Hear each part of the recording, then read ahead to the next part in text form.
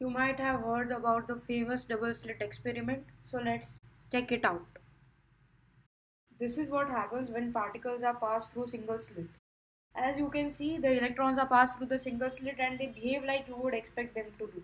But the interesting part can be seen when they pass through two slits instead of one. So let us start the simulation.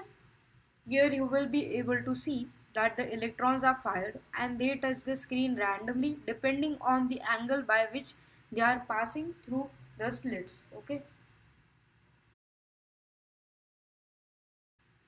When a wave passes through the two slits, it creates an interference pattern, which means that sometimes particle is seen on the leftmost side or sometimes on the rightmost side or in the center, and it depends on the position where the wave's intensity is highest.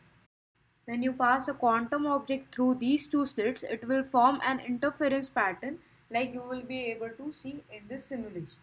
You can see that the waves are reducing to one particle.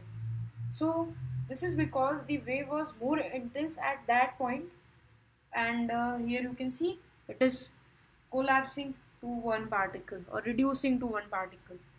So this will create an interference pattern as you can see in the simulation. But the main part comes when you add an observer. The observer is added to find out from where the wave is going through. But this time something different happens. The wave reduces and goes through only one slit, and also a particle-like behavior we had seen earlier can be observed. This helps us to know and conclude that somehow particle is knowing that we are measuring it. This particle-like behavior, which when we add an observer is seen, is known as collapsing wave function.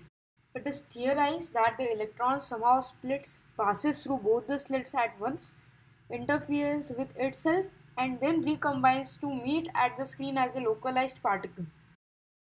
So that's it for the video, and I hope you would have understood what the double slit experiment exactly is.